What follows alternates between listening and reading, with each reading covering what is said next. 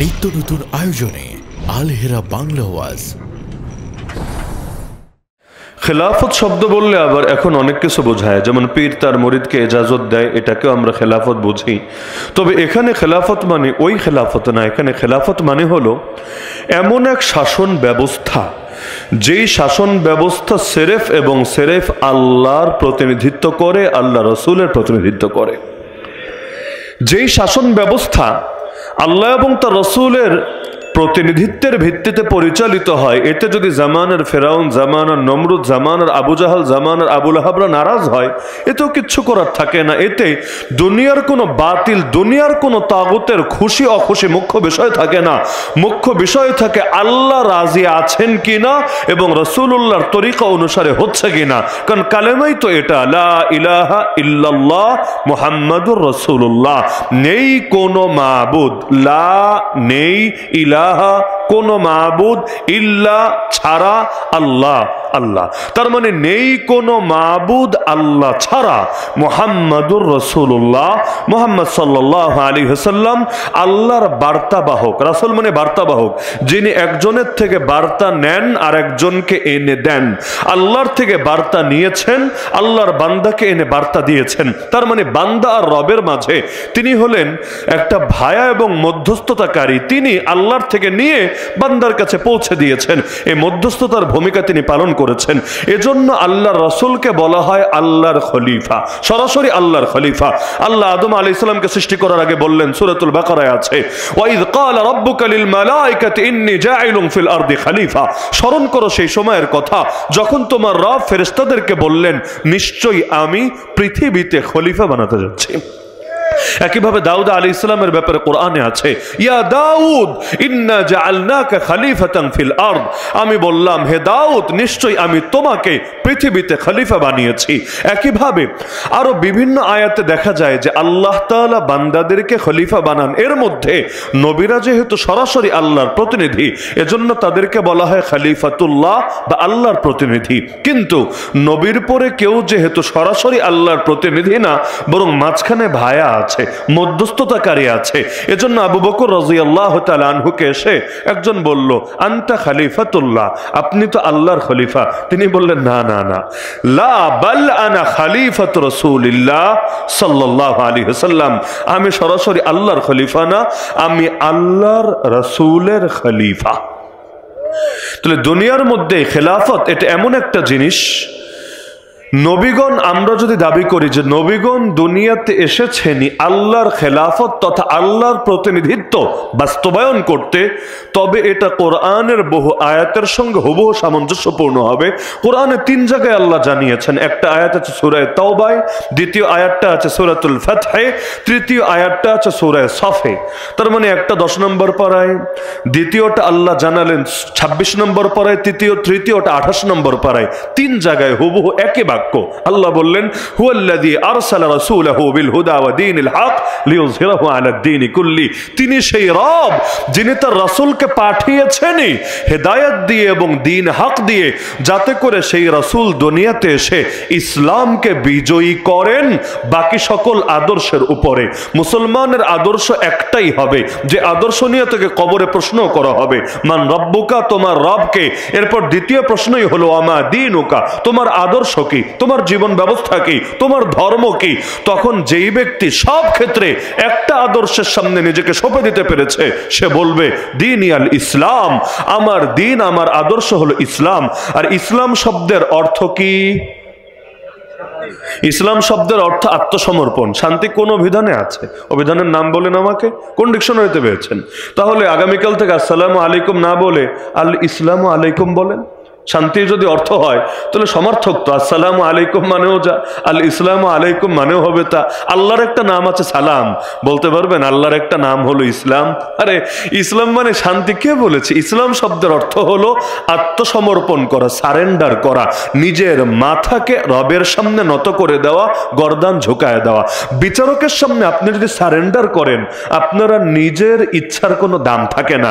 আপনি কি বাসায় যাবেন, না জেলে যাবেন, নাকি রিমান্ডে যাবেন, এখানে আপনার কথা কোনো বিবেচ্য বিষয় না, বিচারকের কথাই আপনার কথা, বিচারক যা বলবে সেটাই চূড়ান্ত কথা।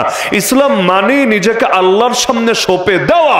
সঁপে যখন দিয়েছে তখন আমার পরিচয় আমি আল্লাহর গোলাম, আল্লাহর বান্দা, আল্লাহর দাস। আরে আমি তো আমি, নবীরও সবচাইতে বড় পরিচয় এটা, ওয়া আশহাদু আন্না মুহাম্মাদান আবদুহু ওয়া রাসূলুহু।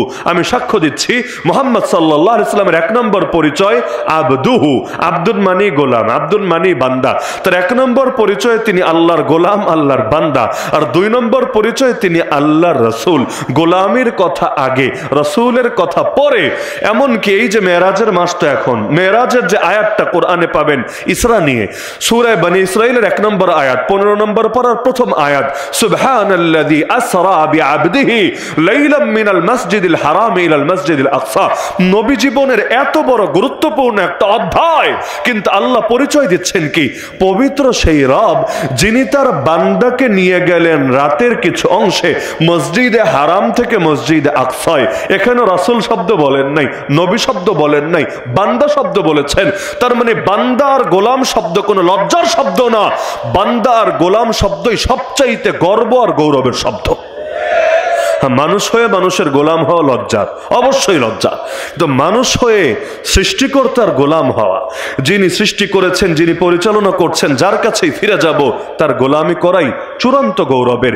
এজন্য কালেমার বাস্তবতা তো এটাই, জীবনে সব ক্ষেত্রে নিজেকে সঁপে দেব একজন মাহবুদের সামনে, কারণ যে যার সামনে নিজেকে সঁপে তাকেই মূলত মাহবুদ মানে।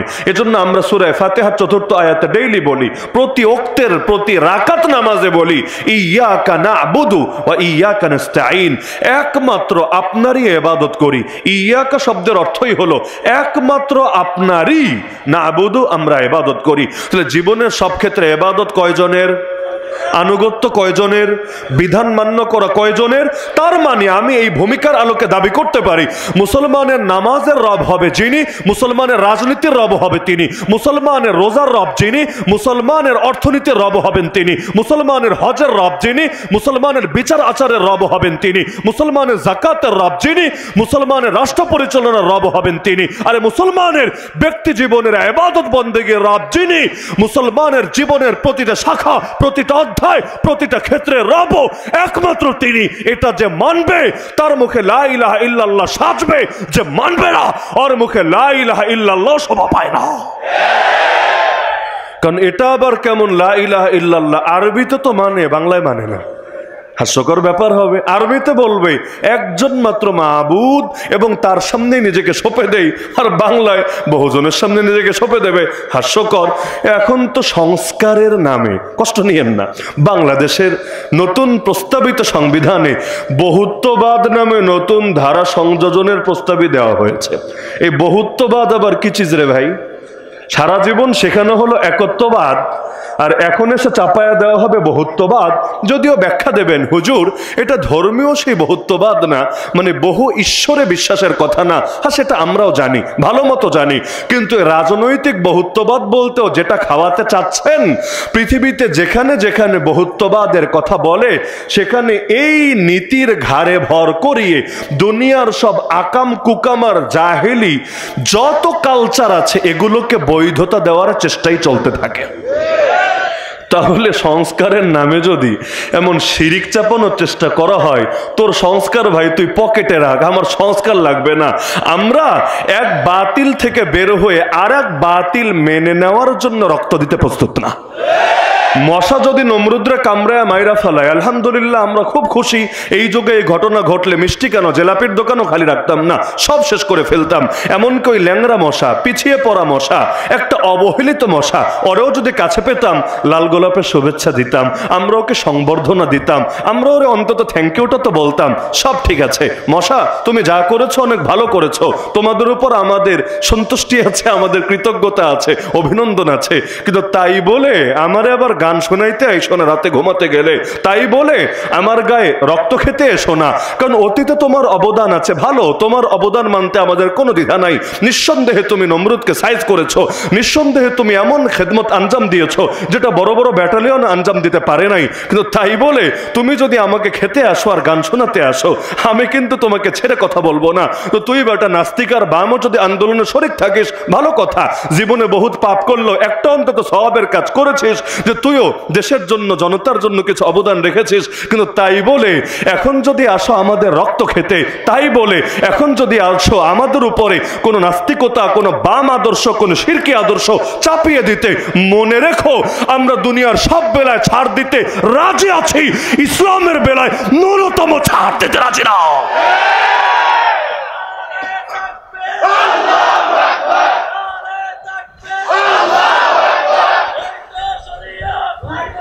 আগে আমার ধর্ম, তারপর বাকি সবকিছু।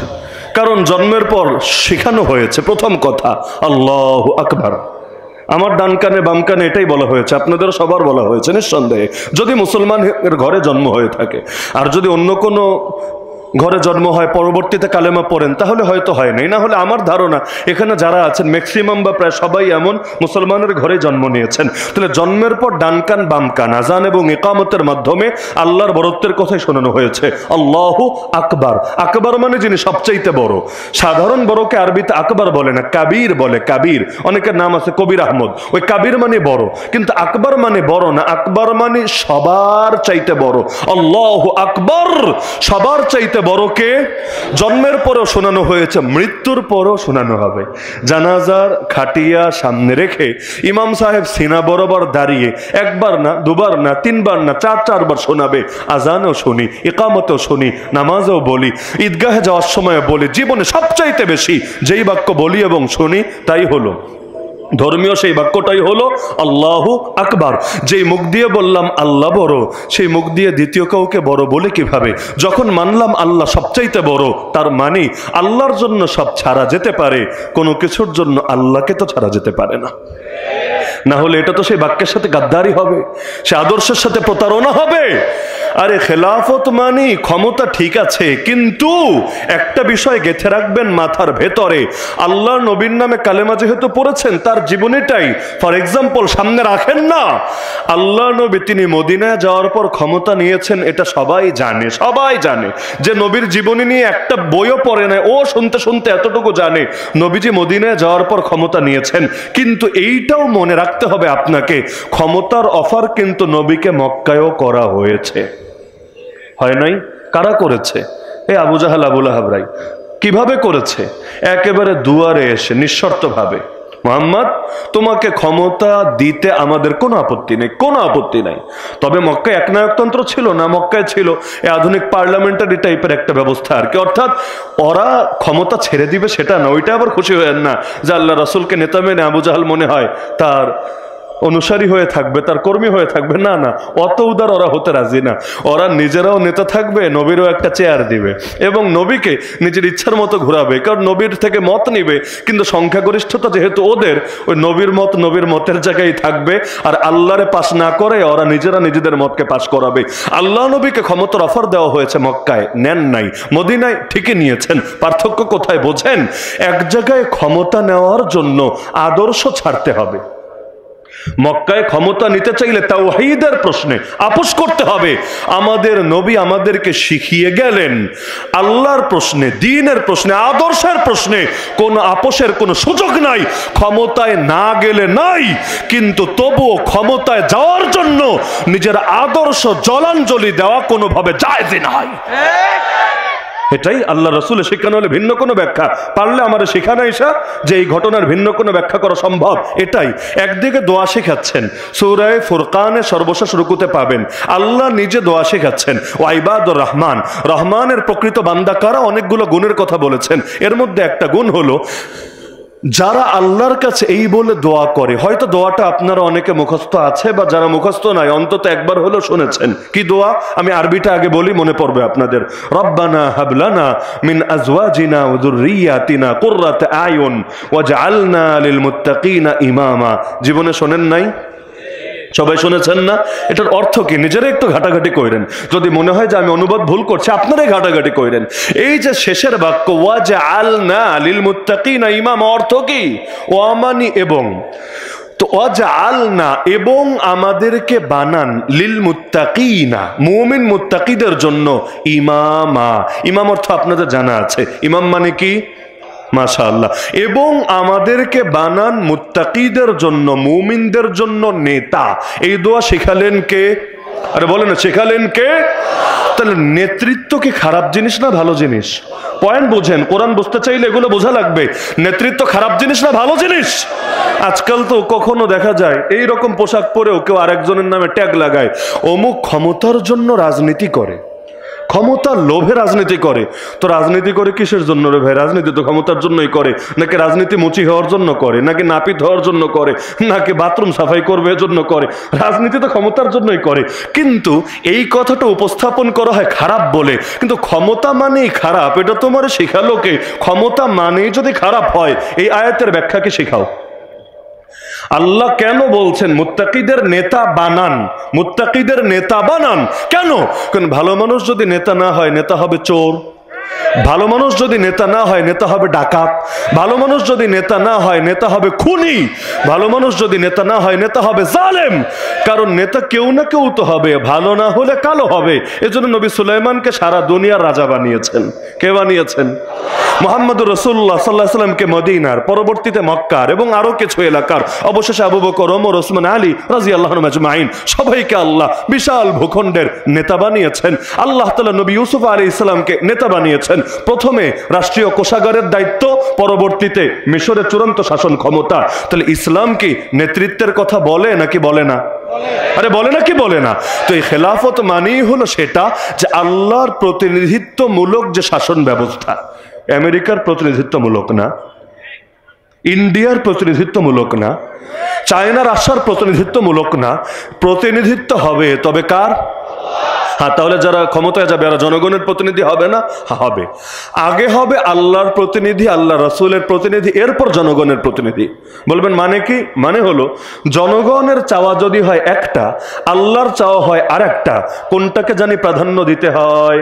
মাশাআল্লাহ, সবাই জানেন। যেমন ধরেন বাংলাদেশে বেশ্যাখানা খোলা আছে, আপনাদের জানা আছে তো? একটা দুটো না, বহুত আছে, লাইসেন্স দেওয়া আছে এগুলো। আপনি যদি এগুলোর বিরুদ্ধে আন্দোলনে নামেন, তাহলে আপনারে জঙ্গি মামলা দিয়ে জেলেও পাঠিয়ে দিতে পারে। সর্বনিম্ন কপাল ভালো হলে গুলি টুলিও খেতে পারেন। টিয়ার শেল খাওয়া তো মোটামুটি নিশ্চিত বলা যেতেই পারে। তো দেখা যাচ্ছে এই যে পতিতালয়গুলা খোলা, এগুলোকে আল্লাহ বৈধতা দিয়েছেন? আল্লাহ না দিলে বৈধতা দিল কে? তার মানে জনগণ আল্লাহর চাইতে বড় সেজে বসেছে, নিজেরাই বৈধতা দিয়েছে। ওই জনগণ মানে আবার আমি আপনি না, ওইটা ভাইবেন না। একদিকে বলবে সকল ক্ষমতার মালিক জনগণ, আর একদিকে খুশি হয়েন না, তাহলে তো হুজুর আমরাই ক্ষমতার মালিক। না, এই জনগণ আপনিও না, এই জনগণ আমিও না। এই জনগণ আমি আপনি হলে এই দেশের অর্থনৈতিক ব্যবস্থা সুদের ভিত্তিতে পরিচালিত হয় কিভাবে? বেহায়াপনা, বেলাল্লাপনা, অশ্লীলতা ব্যাপক হয় কিভাবে? মদের বারে লাইসেন্স দেয় কিভাবে? এমনকি আজও পর্যন্ত নবীর দুশ্মন কাদিয়ানীদেরকে অমুসলিম ঘোষণা না করে পারে কিভাবে? তার মানে এই দেশে না আল্লাহর কথা শোনে, না জনগণের চাওয়াকে মূল্যায়ন করে, বরং এই দেশে খালি এদিক ওদিক আর নিজেদের ধান্দাবাজির দিনটাকেই সামনে রাখার চেষ্টা করে। তাহলে এজন্য মুসলমানদের ক্ষমতা ধর যিনি হবেন, তাকে আগে হতে হবে কার প্রতিনিধি? আগে জনগণের, না আগে কার? জনগণ সবাই মিলে যদি চায়, শরীফগুলো শরীফা হয়ে যাবে। চাইলো আর কি মনে করেন? এগুলো তো এখন বিজ্ঞানের নামে খাওয়ানো হয়। শরীফরা শরীফ থাকবে না, তারা শরীফা হয়ে যাবে। তাহলে এটার অনুমোদন দেওয়ার সুযোগ আছে। এজন্যই খলিফা বলে। খলিফা, খলিফা মানে প্রতিনিধি।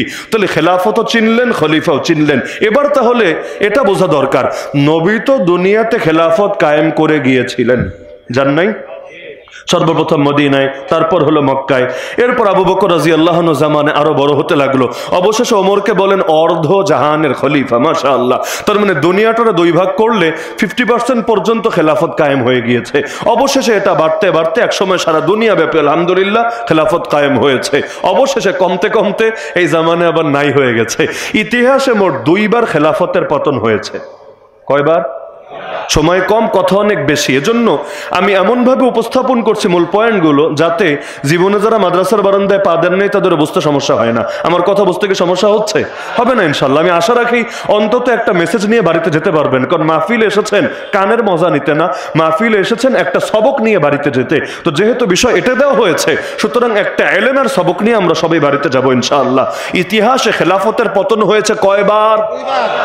এখানে বিষয়ের মধ্যে এটা ক্লিয়ার করা নাই যে কোন খেলাফত ধ্বংসের কারণ, প্রথমবার না দ্বিতীয়বার, কারণ দুইবারের কারণ ছিল ভিন্ন ভিন্ন।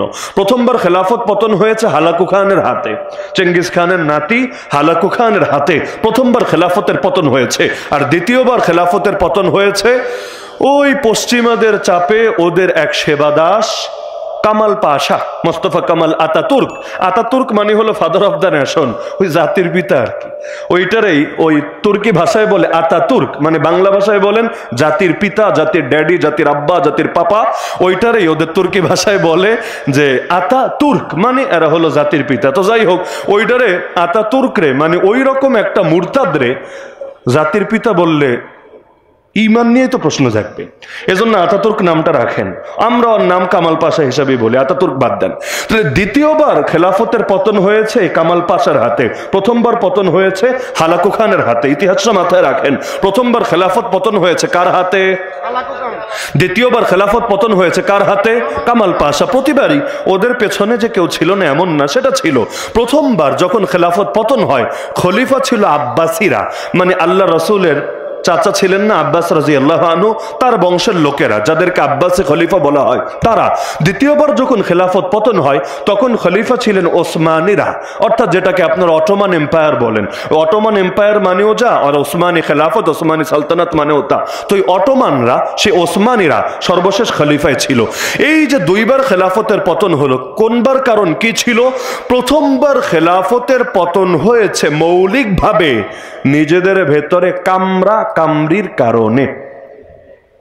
একটা কষ্টের কথা বলি, আজকে যদি বাংলাদেশে বিপ্লব বেহাত হয়, যদি বিপ্লব হাইজ্যাক হয়ে যায়, এটাও হবে একমাত্র আমাদের কামরির কারণে। কেন? মাত্র কয় মাস গিয়েছে, এখনো 6 মাসও পরিপূর্ণ হয় নাই, কিন্তু মনে হচ্ছে আগেরটা তো বাগে খেয়েছে, আগেরটা আগে চলে গিয়েছে। এখন কে কারে কামড়াবে, কে কারে খাবে, কে কি করবে না করবে, এর জন্য যেন মাথা পাগল হয়ে গেছে।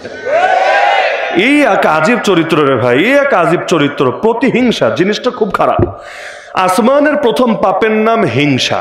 আসমানের প্রথম পাপ ইবলিসের পাপ। এর আগে আসমানে কেউ পাপ করেনি, আমাকে প্রমাণ দিতে পারবেন না।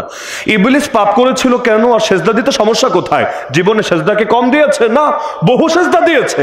তাহলে একদিন এক সেজদা দিতে এত আপত্তি কেন? কারণ এবার আদম আলাইহিস সালামকে সম্মান দেখাতে হবে। এটা দেখাবে কিভাবে? আদম আলাইহিস সালামকে সম্মান দেখাবে, অথচ সে বিবেচনা করছে যে সম্মানটা আমি পাওয়ার যোগ্য, আমি, সে আমারে সম্মান দিবে, আমারে সেজদা দিবে, আমি দেব কোন দুঃখে? এই যে হিংসার কারণে কি হয়েছে সবার জানা আছে। দ্বিতীয়বার মানব জাতির ভেতরে প্রথম পাপ হলো কাবিল খুন করেছে হাবিলকে, আপন ভাই ভাইকে খুন করে ফেলেছে। কেন? একমাত্র কারণ, কোরবানি আসলে আপনার এই ওয়াজ শুনতে শুনতে কান ঝালাপালা হয়ে যায়, একমাত্র কারণ হিংসার কারণে। সেটা বৈবাহিক বিষয় নিয়েই হোক আর যা নিয়েই হোক, কিন্তু কারণটা হিংসা ছিল, এটা নিশ্চিত। তাহলে আসমানে প্রথম পাপের নাম হিংসা, জমিনে মানব জাতির ভেতর প্রথম পাপের নাম হিংসা। তবে মজার বিষয় হলো বাংলাদেশের জাতীয় খেলা জানি কি? সবাই জানেন মাশাআল্লাহ। ক্রিকেটও না, ফুটবলও না, আবার কারাতেও না, কুংফুও না, আর্চারিও না। বাংলাদেশের জাতীয় খেলা হলো হাডুডু, কাবাডি, এটাই তো। আচ্ছা, তাহলে হাডুডু খেলার মানেটা জানি কি? মানে হলো দোস্ত, তোরে যদি কোনোভাবে নাগালে পায়ে গেছি, তুই ওপরে থাকলে তো ঠিক আছে, কোনোভাবে যদি তোরে আমার কোর্টের মধ্যে পায়ে গেছি, তাহলে আমরা 10 জন মিলে হলেও তোরে ধরবো, ধইরা ধপাস করে কাসার মারবো, ল্যাংবেরে হলেও তোরে ফালাবো, নিজে ব্যথা পায়া হলেও তোরে কোনোভাবে যেতে দেব না, তোরে এখানেই শেষ করে ছাড়বো। এটাই তো হাডুডু খেলার অর্থ। আচ্ছা, এই যে হাডুডু আমাদের জাতীয় খেলা, এটাকে ব্রিটিশরা চাপায় দিয়ে গিয়েছিল? নাকি পাকিস্তানিরা জোর করে আমাদের ভেতর ঢুকায় দিয়ে গিয়েছিল? কোনোটাই তো না, এটা তো আমরাই গ্রহণ করেছি। জাতির স্বভাবে যা আছে, জাতীয় খেলা তো এর ভিত্তিতেই হয়ে থাকে। জাতীয় খেলা সব দেশে এক না, এক এক দেশে এক এক রকম হয়। জাতীয় খাবার বলেন, জাতীয় খেলা বলেন, জাতীয় পোশাক বলেন, এর ভেতরে জাতির মানসিকতা কিন্তু বোঝা যায়। তাহলে জাতীয় খেলার ভেতরে আমাদের রক্তের ভেতরে কি কাজ করে এটা কি বোঝা যায় না? কষ্ট নিয়ে নেই, কথাটা আমার গায়েও লাগবে, তো লাগলে কি করার আছে? যেটা জাতিগত ব্যাপার এটা তো মানা লাগবে। ইহুদিরা নবীরা মানতে পারে নাই। আমার নবীকে চিনতে সমস্যা হয়েছিল না? একদম নিজের পুত্রকে যেভাবে চেনে আমার নবীকে সেভাবে চিনতে পেরেছে। সূরা বাকারে আল্লাহ বলেছেন 2 পারার 1ম পৃষ্ঠায়, মানে নাই কেন? শুধুমাত্র এই কারণে, আমাদের দলে না এসে, আমাদের বংশে না এসে অন্য বংশে আসলো। কোন দুঃখে? ওরা হলো ইসহাক নবীর বংশের, আমাদের নবী ইসমাইল নবীর বংশের। অথচ ইসহাক আর ইসমাইল আলাইহিমুসসালাম তারা ভাই, যদি আপন সৎ ভাই, মানে এমন যে বাবা এক কিন্তু মা এক না, যেটাকে আপন ভাই বলেন না আপনারা, সৎ ভাই বলেন। তাহলে সৎ ভাই কিন্তু বাপে গিয়ে তো মিলে গেছে, ইব্রাহিম আলাইহিস সালামে গিয়ে মিলে গেছে, তাও মানতে পারি নাই শুধুমাত্র এই কারণে। তো আমাদের ভেতরে এমন এক ঝামেলা হয়েছে, কে কারে ল্যাং মারবে, কে কারে ধপাস করে আসার মারবে, এগুলো হতে হতে সবচাইতে কষ্টের ব্যাপার হলো এই দেশে আলহামদুলিল্লাহ আমরা ছোটবেলায় যেটা দেখেছি, একটা পারস্পরিক শ্রদ্ধাবোধ, বিশেষ করে সিনিয়রদের প্রতি এবং আলেম ওলামাদের প্রতি একটা শ্রদ্ধাবোধ আমরা আমাদের জেনারেশনে দেখেছি। আর সেখানে আমার চাইতে যারা বেশি বয়সের মুরব্বীরা যারা আছেন আরো ভালো কিছু দেখার কথা। আমরা দেখতাম এলাকার গুন্ডা, যারা গুন্ডা, এরা পর্যন্ত যদি দেখতো মসজিদের ইমাম সাহেব আসছে, হাতে বিড়ি সিগারেট থাকলেও নিচে ফেলে দিয়ে পা দিয়ে পিষে ফেলতো, যাতে হুজুর টেন না পাইছে সিগারেট খাচ্ছে। বেপরদা মেয়ে যদি দেখতো কোনো ইমাম সাহেব আসছেন, কোনো হুজুর আসছেন, আস্তে করে মাথায় ওড়নাটা টেনে চলে যেত দৃষ্টির আড়ালে। এমন এক বাংলাদেশ দেখেছিলেন কিনা? দেখতে দেখতে এমন হওয়া হয়ে গেল, আলেম ওলামারা তো গোনেই না, তাদের সাথে কি আচরণ করা হয়েছে এটা তো বিগত দিনগুলোতে আপনারা দেখেছেন, প্রত্যেকেই দেখার কথা। যাদেরকে জেলে নিয়েছে তাদের তো নিয়েছে, এর মধ্যে তো আমিও আছি। কি আচরণ হয়েছে না হয়েছে ওইটা বহু শুনেছেন, বাদ দেন। যারা বাইরে ছিল এদের সাথে, প্রতিটা মসজিদের ইমামের সাথে, খতিবের সাথে, প্রতিটা মসজিদ না হলে অনেক মসজিদে ইমাম আর খতিব, এমনকি মাহফিলা পর্যন্ত হাজার হাজার লাখ লাখ জনতার সামনে কখনো কখনো কি আচরণ করা হয়েছে এটা আপনাদের মনে নাই? এখন তো দেখা যায় যে বয়স্ক মানুষদের প্রতি নিউ জেনারেশনের যে একটা শ্রদ্ধাবোধ থাকা লাগে, এটা একটা পারস্পরিক বোঝাপড়া। সামাজিক জীব যেহেতু আমরা তো আর একা একা থাকি না, সামাজিক জীব হিসাবে এতটুকু কদর আর সম্মান যদি না থাকে, পরবর্তী জেনারেশন আপনারা কদর দিবে কোন দুঃখে? মানুষ তো দেখে দেখে শেখে, আর আগের জেনারেশনের চাইতে পরের জেনারেশন একটু খারাপই থাকে। কারণ কিয়ামত যত ঘনায় আসবে, দিনকে দিন খারাপের মাত্রা কমবে না বাড়বে, এটা হাদিসে আছে। তাহলে দিনকে দিন তো কমবে ঠিক আছে, কিন্তু তাই বলে এত বেশি যে এখন মানুষরাই গুনতে রাজি না। আল্লাহ হেফাজত করুন। অনেক কথা এমন যেগুলো গলা পর্যন্ত আসার পর আবার নামায় দিতে হয় নিচে, যে থাক, সব কথা মুখে আনা দরকার নেই, কিছু জিনিস ইঙ্গিত পর্যন্তই থাক। কারণ এখনো ওই পরিবেশ হয় নাই বাংলাদেশে যে সব কথা জাতি গিলতে পারবে। জাতির হজম শক্তি ধীরে ধীরে বাড়ুক, না হলে ওই দেখা যাবে ঘি ঢেলে দিলে পরে বাথরুমে বদনা নিয়ে সারাদিন দৌড়ানো লেগেছে। এজন্য ধীরে ধীরে হজম শক্তি বাড়লে ইনশাআল্লাহ সব বলা যাবে। এটা তো টের পাচ্ছেন যে অনেক কথা আমি একটু ফিল্টারিং করে করে বলছি। তো যাই হোক, তাহলে খেলাফত দুনিয়াতে পতন হয়েছে কয়বার? 2 বার। প্রথমবার হয়েছে কি কারণে? কামড়া কামড়ির কারণে। কে কাকে কামড়িয়েছে? খলিফা নিজেই কামড়িয়েছে। বলবেন কারে? মুসলমানদের শক্তিশালী এক সাম্রাজ্য ছিল যেটার নাম হলো খাওয়ারিজম শাহ। খাওয়ারিজ না, আবার খাওয়ারিজ তো একটা বাতিল ফেরকা। খাওয়ারিজম কি নাম? খাওয়ারিজম সাম্রাজ্য, যার এরিয়া ছিল এত বিশাল, একদিকে হিন্দুস্তানের কিছু এলাকা, মাঝখানে পুরো আফগানিস্তান, আর ওদিকে বোখারা, সমরকান্দ, আরো যা কিছু আছে, কাজাকিস্তান, তাজিকিস্তান, আরো অনেকগুলো স্থান দিয়ে নাম দেখবেন রাশিয়ার আশপাশে। এগুলো পুরোটা হতে হতে একদম শেষ মাথা। তাহলে এদিকে বিশাল এক এরিয়া জুড়ে এক শক্তিশালী সাম্রাজ্য ছিল খাওয়ারিজম সাম্রাজ্য। এই চেঙ্গিস খান বলেন আর হালাকু খান বলেন, ওরা যে ইরাকে গিয়ে বাগদাদে, খেলাফতের রাজধানী বাগদাদের পতন ঘটালো, জিন্দেগিতেও পারত না যদি খাওয়ারিজম সাম্রাজ্য ঠিক থাকতো। কারণ ওদেরকে খেলাফতে ঢুকতে চাইলে ওদেরকে বর্ডার ক্রস করে ঢুকতে হতো। তো বর্ডারে যারা থাকে তারাই যদি শক্তিশালী থাকে, ভেতরে ঢোকে কিভাবে? এই খাওয়ারিজম সাম্রাজ্য এত শক্তিশালী সাম্রাজ্য, যাদের সাথে টক্কর নেওয়া সাহস কেউ করতো না, তো খলিফা নিজে তাদেরকে ধ্বংস করেছে। বলবেন কেন? ওই এখনকার দুনিয়াও দেখবেন নেতা, মূল নেতা যদি দেখে অন্য কেউ আমার চাইতো আগ বেড়ে যাচ্ছে, তার জনপ্রিয়তা বেশি, তার সাংগঠনিক দক্ষতা বেশি, মানুষের ঝোঁক তার প্রতি বেশি, আস্তে করে অনেক সময় তারই সরাইয়া দেওয়ার চেষ্টা করে। হয় না অনেক ক্ষেত্রে? এটা দুনিয়ার কমন একটা বিষয়, সব লাইনে চলে, সব লাইনে। এটা যদি কাসেম সাহেব হুজুরকে জিজ্ঞাসা করেন, হুজুরের থেকে অভিজ্ঞতা পাবেন। মানে জিন্দেগি দুনিয়ার বাস্তবতাটাই এমন, একজন আর একজনের উত্থান অনেক সময় দেখতে পারে না। তুই উন্নত হবি, কখনো দেখা যায় আগের যুগে হয়েছে এক রাজা নিজের সন্তানরা নিজে হত্যা করে ফেলেছে। কেন? আমার গদিতে এসে যদি ভাগ বসে, আমারও যদি এবার মাইরা টাইরা ফেলায়, জন্য আগে নিজের ভাই বেরাদার তো ধুমায় মেরেছে। এখনকার সৌদির ইতিহাসটি আপনি পড়ে দেখেন না, ক্রাউন প্রিন্স হওয়ার কথা ছিল কে, ক্রাউন প্রিন্স হলো কে। আমি অত বিস্তারিতর দিকে যাচ্ছি না, সৌদিতে আমাদেরও যাওয়া লাগে, অত বিস্তারিত ব্যাখ্যায় যাচ্ছি না। কিন্তু এই যে দেখা যাচ্ছে বিভিন্ন ক্ষেত্রে একজন নিজের আপনজনকে ক্ষতিগ্রস্ত করে ফেলে, কেন? যাতে করে সে আগ বেরতে না পারে। খলিফা চিন্তা করলো, ওদের যে শক্তি, ওরা যদি 2 দিন পর আমারই গদি থেকে উঠায় দেয়, ওরা যদি নিজেরাই গদিতে বসে যায়, তাহলে কি হবে? এজন্য চিন্তা করলো ওদেরকে দমাতে হবে। কিন্তু খলিফাও ডরায়, এদের সাথে লাগবো, এত শক্তি আমাদের নাই। কি করলো? চেঙ্গিস খানকে ডেকে পাঠালো। তাও ইতিহাস বড় কঠিন, বড় কঠিন। খলিফা নিজে শিয়া ছিল, শিয়া, আর খারিজম সাম্রাজ্য এরা ছিল আহলে সুন্নাতুল জামাত। তাহলে এমনি একটা মাসলাকি দ্বন্দ্ব তো ছিল, মতাদর্শগত দ্বন্দ্ব ছিল। আর একটা জিনিস মাথায় রাখবেন, যতই ঐক্য করেন, আদর্শ যদি ভ্যারাইটিস হয়, ওই ঐক্য টিকানোটা আসলে জটিল হয়ে যায়। আদর্শের মিল হলে ঐক্য অটো হয়ে যায়, আর আদর্শ না মিললে ওই জোরাতালি দিয়ে, আমি বলি কসমেটিক ঐক্য, দুষ্টমি কইরা কসমেটিক ঐক্য, ওই কসমেটিক ঐক্য বেশিকাল থাকে না। একটু পানি লাগলে ধুইয়া ময়দা সুন্দরী সৌন্দর্য নাই হয়ে যায়, এইরকম এক অবস্থা। তো এখন ওই খলিফা যখন এই ষড়যন্ত্র করলো, গোয়েন্দা মারফত এই সংবাদ খাওয়ারিজম বাদশা পেয়ে গিয়েছিল। তো এমন ভাবে সতর্কতা অবলম্বন করেছে, চেঙ্গিস পর্যন্ত খবর পৌঁছার কোনো রাস্তাই নাই।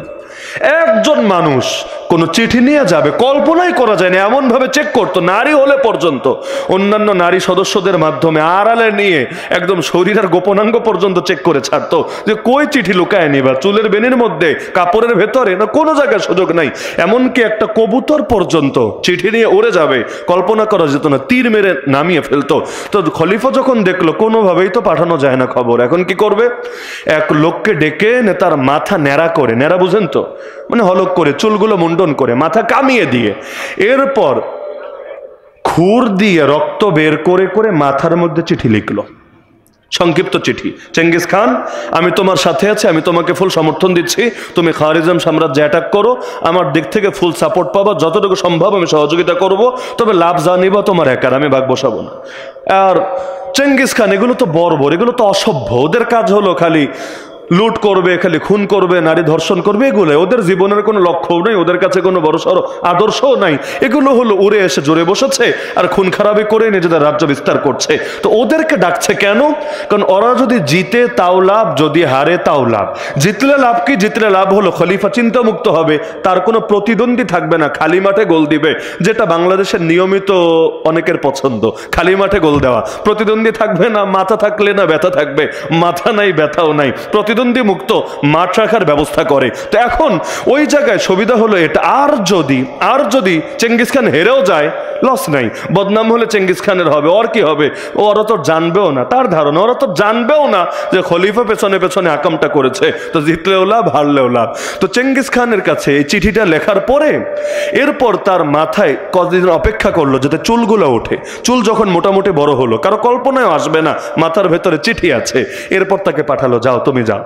এখন যখন বর্ডারে গেল, ভালো মতো চেক করলো, কোথাও কোনো ঝামেলা নাই, কোনো চিঠি নাই, কোনো পত্র নাই, এভাবে আস্তে করে তারা যেতে দিল। আল্লাহর বান্দা সেখানে গিয়ে চেঙ্গিস খানকে বলল, আমার মাথায় লেখা আপনার উদ্দেশ্যে জরুরি চিঠি আছে, আপনি নাপিত ডাকিয়ে মাথার চুলটা কাটান। তো চেঙ্গিস খান এটা দেখেই পুরো চমকে গেছে, আরে এত বুদ্ধি! মাথায় দেখে শয়তানি বুদ্ধি কিলিবিলি করে, আর দিল খুশি হয়ে গেছে।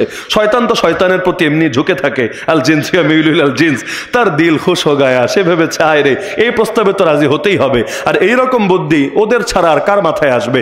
ব্যাস ওই সময় সে পণ করলো এবং পরবর্তীতে হামলা করলো। চেঙ্গিস খান যদি ভুলেও টের পেত মুসলমানরা এক আছে, ও জিন্দগিতেও মুসলমানদের সঙ্গে পাঙ্গা লাগা সাহস করতো না, কারণ সব মিলে ওরা ছিল ধরেন এই কয়জন, আর লাগবে হলো বিশাল সাগরের সাথে। কিভাবে সম্ভব, কুয়ার ব্যাং সাগরের কি করবে। কিন্তু ও যখন টের পেয়েছে যে এরা তো বিক্ষিপ্ত, এরা তো দেখতে এক মনে হলেও তাহসাবুহুম জামিআন ওয়া কুলুবুহুম শাত্তা, এদের ভেতরে জাতীয় ঐক্য নাই, এদের ভেতরে জাতীয় ঐক্য নাই, পারস্পরিক বোঝাপড়া নাই, সমঝোতা নাই। ব্যাস ওই সুযোগটাকে কাজে লাগালো, খাওয়ারিজম সাম্রাজ্যকে বরবাদ করে দিল। একবার ভাঙার পর পুনরায় আবার ঘুরে দাঁড়িয়েছিল, বাপকে হত্যাই করে ফেলেছে খাওয়ারিজম শাহকে, পরবর্তীতে তার ছেলে এসে আবার আলহামদুলিল্লাহ ঘুরে দাঁড়িয়েছিল এবং এক পর্যায়ে তার সাম্রাজ্য আগের চাইতে বড় করেছিল। কিন্তু অবশেষে সেই ছেলে মারা গিয়েছে এমন কারো কাছে, তা শুনলে আফসোস লাগবে। চেঙ্গিস খানের হাতে মরে নাই, চেঙ্গিজরে পর্যন্ত মাইরের উপর রেখেছে। অবশেষে গিয়ে মৃত্যুবরণ করেছে সুলতান সালাহুদ্দিন আইয়ুবীর ভাতিজাদের হাতে, যারা তখনও পর্যন্ত আইয়ুবী সাম্রাজ্য চালাচ্ছিল। এই যে আমাদের মুসলমান যেমন মুসলমানরা মারে বিভিন্ন দলীয় ব্যাপার স্যাপারের কারণে, ওই রকমই তারাও তাকে মেরেছে ইসলামের ক্ষতি করার জন্য না, কিন্তু দলীয় একটু ঝামেলা ছিল এবং তাদের ধারণা ছিল ওরা আমাদেরকে ধ্বংস করে দিতে পারে, শক্তি পাইলে আমাদের দেশ দখল করতে পারে, ব্যাস হত্যা করে ফেলেছিল। এই যে খাওয়ারিজম সাম্রাজ্য ভাঙলো, পরবর্তীতে হালাকু খান এসে চিন্তা করলো যে আমার দাদা তো একটা কাজের কাজ করেছে, সে তো মুসলমান